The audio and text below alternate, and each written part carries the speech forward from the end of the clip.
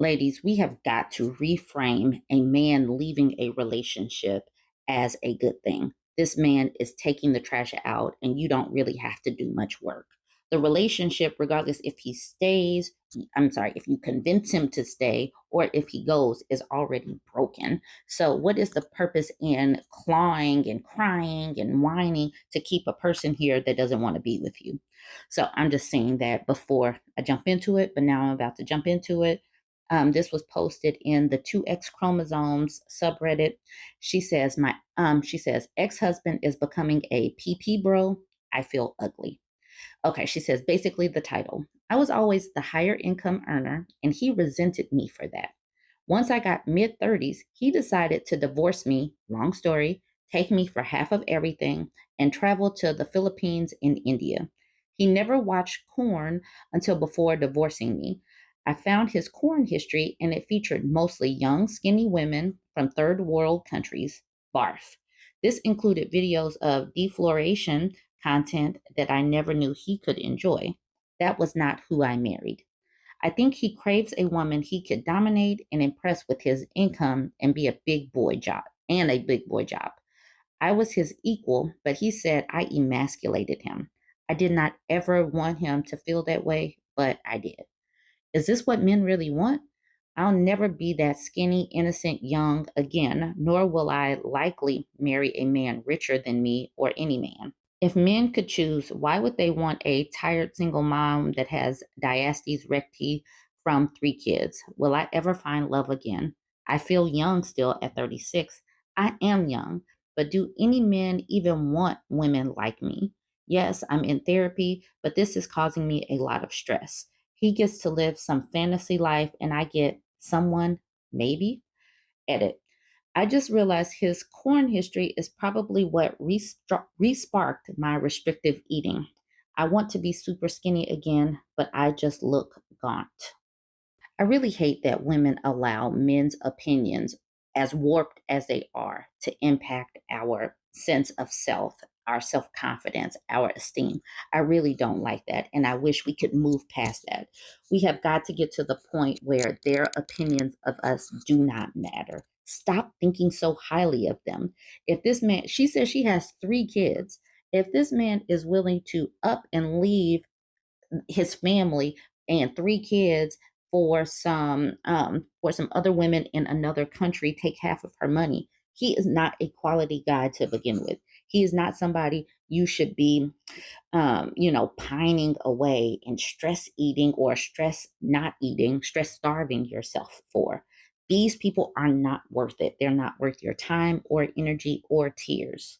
And it's best to not even think about what another man wants. You have got to, if you find yourself in this situation, you've got to chill, deal with this, work on yourself, build back up your self esteem, eat healthier, get your body back together to a place that it's healthy and not gaunt, and live. Stop living for somebody else or another relationship because many of these people are not worthy. Okay, now for some of the comments. Reverie says, my ex husband has moved to the Philippines and married. He told me specifically he targets women with poor self esteem, including me. My point, you are rid of your ex. It's a great thing. Don't feel less than easily manipulated women. Feel good about you. At least you got your half. I hope you are using it to invest in yourself and your future. I forgot my password says exactly. His choices say more about him and what's wrong with him than they do about you, OP. Also about finding another man. You're not in the right place yet. But when you are, there's plenty of men who don't want to date teens they can exploit. I say, or hope, the majority of men want to date women with shared experiences, interests, maturity, and other things that come with age and growth. Then Cable says, girl, I don't want to be rude, but you're sad because you don't fit the beauty standard of a man that does sex trafficking by taking poor women out of their country and treating them as a fetish. There's nothing here to be ashamed about besides once being married to this guy. And don't leave this says this needs to be upvoted higher. He is taking advantage of young girls in poverty and exploiting it for his own gain. It's a type of abuse. And then Cable says, I thought it would be downvoted into oblivion. But exactly. I'm from a country where the passport bros come and we hate them.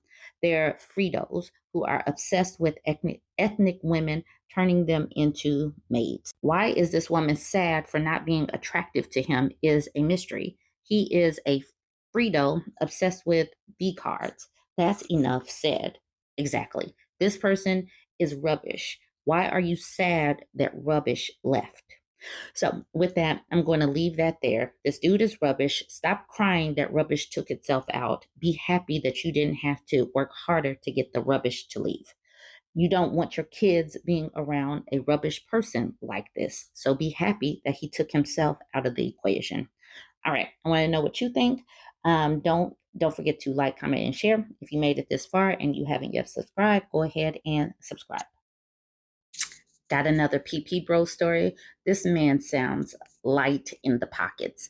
He's asking best countries to date non-traditional women. He says, "Hey there, I know many of the guys here are looking for more traditional relationships abroad, but what about the best places for more independent women? I do pretty well dating in America and have no problem meeting women, but a lot of them are looking for providers and don't want to contribute anything to a relationship. I make pretty good money, and even when I dated very successful women in America, they refused to pay for any of the dates. Seem pretty materialistic and want a guy to provide everything.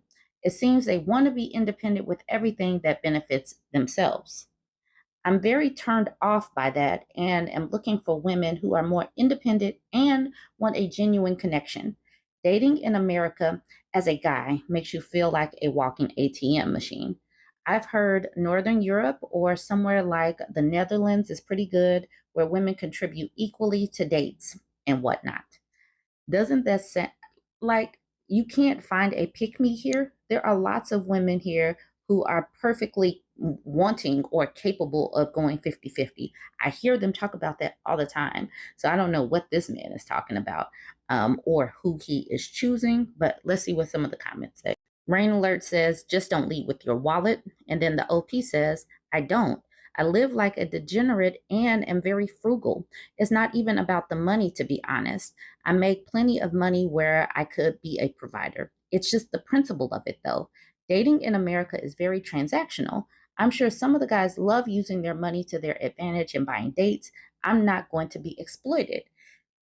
The fact that he's posting this in a PP Bros subreddit is wild because most of these people are looking to exploit women. So yeah, what is this? And he says, I live like a degenerate. So maybe it's who he is seeming like, and maybe that is turning women off. This is a wild one. This person says, my friend, if you think US dating is transactional, overseas dating is that times 10. Wilden Ryden says, I've lived and dated all over Western Europe. It's the least transactional place on the earth. Girls happily make the same efforts financially too. I always like to pay for my dates, but they always insist to pay for the following one, and I've never had a problem. And no, I'm not particularly good looking either, just an average brown guy living in Western Europe. And then Cholo Blanco says, there's plenty of good women in the States. You're just looking in the wrong places or attracting women that are vibrationally in match with you. How come I never attract these sorts of women? Tiny says, Scandinavia? Most women have their own careers. Might be a bit random due to my major, but most of my friends make more money than their husbands, and nobody gives an F.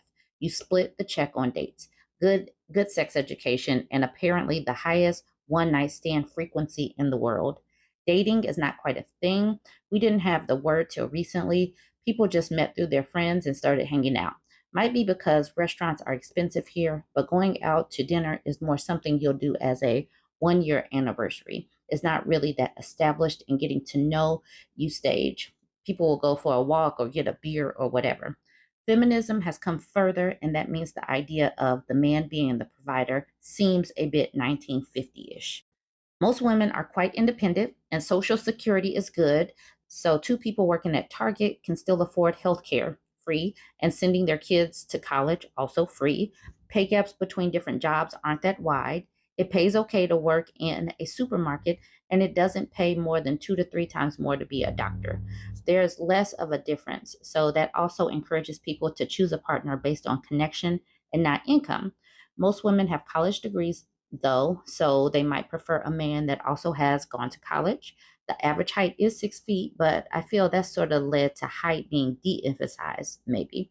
That it's just not that big of a deal because there are many tall men and it's not something that comes with a huge status impact. And this person says, I remember that in my teens or early 20s, before the current dating culture came to Norway, I typically had sex with someone before asking if they wanted to meet up again sometime. Asking someone out was a bit different than compared to how Tinder has changed the dating market now. What's wild about this one is they seem to get upset with women and their body count, yet these people are talking like this person. He's like, I'm just doing it willy nilly. But can we all just get along says, if you think you're an ATM here, wait till you hear about the Philippines. And let's go to sushi says the difference being even the worst gold diggers are 60% off US prices. So patriarchy on a budget is what I call them. Get a girl a scooter and a 1 bedroom apartment with AC, and she'll think she's the queen of Leet. I don't know what Lyete says. Queen of Leet. These people are deplorable, and yeah, I just periodically have to look into this subreddit to see what these people are saying, and it's always something pretty gross. Anyways, jump in the comments, let me know what you think about this one. Don't forget to like, comment, and share. So we have an Am I the A-hole thread that was cross-posted in my Bourbon Bougie subreddit. And I don't necessarily think that this person is the a-hole, but I think that both he and his wife are being petty and not communicating. Now, he does give the edit, so I'm going to skip over the edit and get into the post and then come back to the edit because that way it'll make more sense. He says, I need an outside opinion to this. My wife and I have 2 kids that are both in daycare. My wife will take the morning shift, which includes getting the kids up, getting breakfast, and to the daycare. I handle the night shift, which is getting the kids from daycare, doing dinner, and starting to get them ready for bed. Usually she gets home around 6:30, 7 o'clock, and the whole family has like 30 minutes together before the kids' bedtime. We usually spend time reading to them. She has to travel an hour plus, depends on traffic, to work each way. So the kids are getting, so the kids are getting to daycare at 8 o'clock in the morning, and I will pick them up around 4. I work from home and start around 7 and end around 3 to 3:30. The issue is around breakfast. We agreed that I would make dinner each night and she does breakfast. She already makes food for the kids, so it's literally just making an extra one of what she is already making. For the past month, she will either not make it at all for me, not tell me that it's done. I have asked her to just give a general time, but she keeps switching up the schedule. One day they are eating at 7 in the morning and then getting dressed. The other day she's giving them toast before getting into the car. I have talked to her multiple times and explained that it's not considerate. We got into an argument and she told me I'm home, so just make my own food. I explained I may be home, but I'm doing my job. Yesterday, she didn't make anything and I had enough. She came home and I didn't make her anything for dinner. When asked, I told her she's home, she can make her own food. This started a huge argument and she called me a jerk. Okay, back to the edit part. I have the kids more than her. She has them for an hour in the morning and I have them 2 to 3 every night. Also, everyone's saying, don't know the stress of the morning shift. I literally have done it for 2 years. She's the one that wanted the morning shift because of her schedule. For everyone saying everyone's saying, have you asked her what is wrong? Yes, she doesn't give an answer.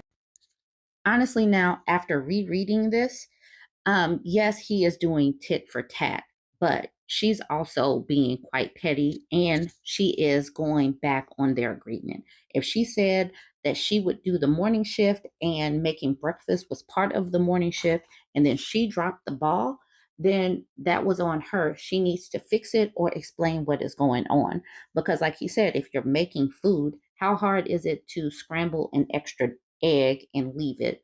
or fry 3 extra pieces of bacon and just leave it. She is not doing her part of the agreement, so she shouldn't be surprised that he has stopped doing his part of the agreement.